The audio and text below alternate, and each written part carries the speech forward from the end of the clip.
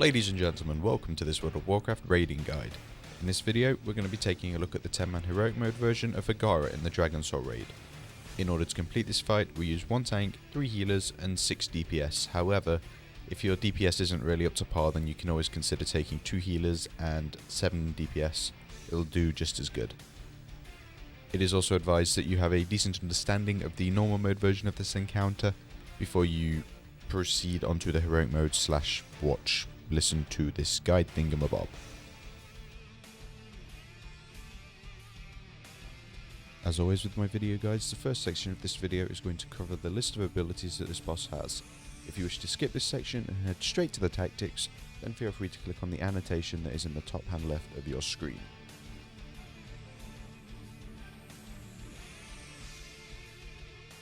Just like in the normal mode version of this encounter, Ice Lance, Ice Tomb, Shattered Ice and Focused Assault still kind of work in the same way.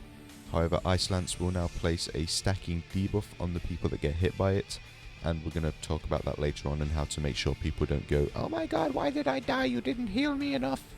And the Ice Tomb, Shattered Ice and Focused Assault obviously deal more damage, while the Ice Tomb doesn't because it turns you into a block of ice. But Shattered Ice and Focused Assault obviously deal more damage because it is a heroic mode encounter. Again, just like in the normal mode, she still has the 2 separate phases, the Ice phase and the Lightning phase. And in the Ice phase, which goes by the name of Frozen Tempest, you still have the crystals that you have to run around the edge and destroy, but obviously these have a lot more health. I believe it was around 2 million health. You can't go to the boss, because if you go in the bubble, you will start losing health every second, and you know, that's just silly. The big spikes of doom will still chase you around the edge. They'll come out, 4 of those will come out, and you need to run around the edge, and you'll still have the circle patches on the ground, which are the icicles, and if they hit you, they will knock you back. And there's the addition of a new ability called Frostflake, and this is an ability that's placed on a random player, which will reduce their movement speed by 10% and an additional 10% every second for 15 seconds.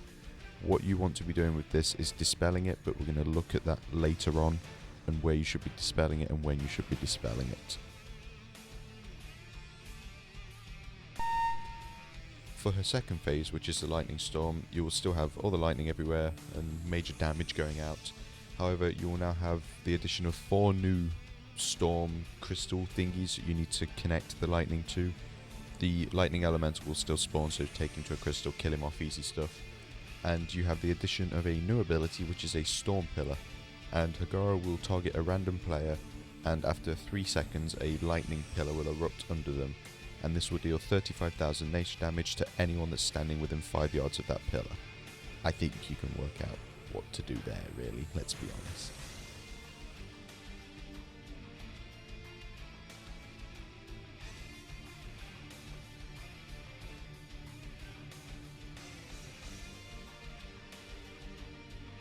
And now it's time for some tactical goodness.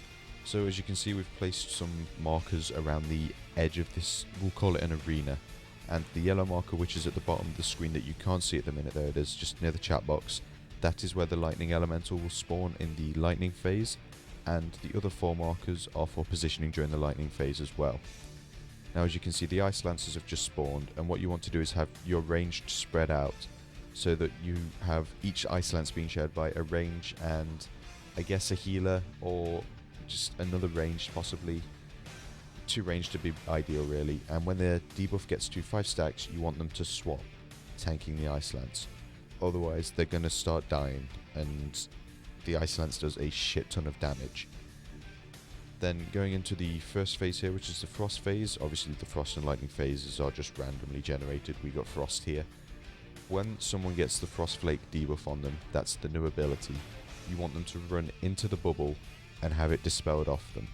This way it doesn't put a slowing patch of shit on the ground, and you should be able to just do this phase with ease.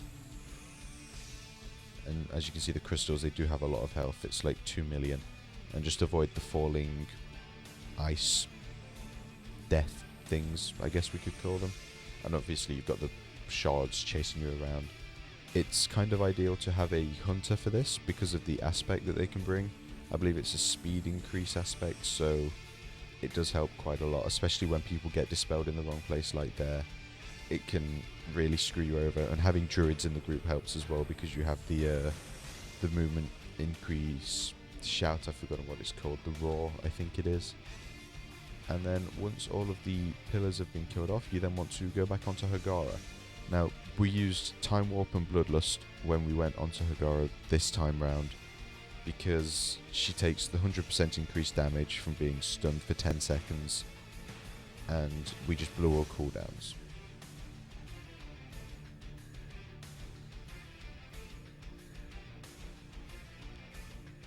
Then when the Ice Lancers spawn again, we do exactly the same thing. Make sure 2 people are on them, and you swap when you get to around 5 stacks. As you can see, warnings come up from deadly boss mods or any add-ons you do use. So just make sure you're aware of that. Then with the Ice Tombs, you get the Ice Tomb spooning. No, the Ice Tombs spawn. They don't spoon because they're ice. Just like they do in the normal mode, and obviously they have more health. Just get people to stack up in the middle as fast as possible with them, and you just want to cleave them down and just get them dead as fast as possible. If you're running with a 2 healer strat, we did try that. It would have worked for us, but if 2 healers do get Ice Tombed and you don't break them out fast enough, as you just saw Focused Assault came after, it's going to leave a nasty mark and probably lead to a raid wipe, because RNG is good. And then going into the lightning phase, we did this differently to how some people would do it. Here down, well, first of all, there's the little circly thing you just saw spawn. That's the new ability that's in this phase. Just run away from that. If you're within 5 yards of it, it's going to deal damage to you. So down the side here with the red markers, all we did was have 2 people do the chaining, and it was a druid and a rogue, and this is because they have their sprinting abilities and movement increase abilities that allow them to run faster between pillars. But obviously from time to time, as you can see here, we had a few bugs with the pillars, and then that should leave at least 6 other people to take care of the other side. There should be no reason for it to not be done instantly, and the damage that is going out is silly. So you also want your hunter to use the aspect. I believe it's a nature resistance aspect, I believe. I can't remember the exact name of it, but do that. It'll help you take less damage. And then the rest of the encounter is an effective rinse and repeat. So you got the Ice Tombs again. Obviously someone doesn't listen and they don't stack up in the middle, so don't be that guy. And that is pretty much it for this Hagara heroic guide. So as always, thank you for watching, and if you've enjoyed this video, then do feel free to subscribe to the channel for future... I want to say World of Warcraft, but I don't really play that anymore. This is a druid for my guild, so when Mr. Pandaria comes out, I'll go back and do all the beta stuff of that. So for future World of Warcraft Mr. Pandaria beta coverage, as well as guides from Dragon Soul Heroic, I'll get them off the guild. They got no problem giving me them. And I'll just run you through what to do, obviously, like this. And if you want to see the actual kill video for this kill, it's not on my channel, it's on someone else's channel. I'll put an annotation link on the screen now for you to click on and go and visit that. Thank you for watching.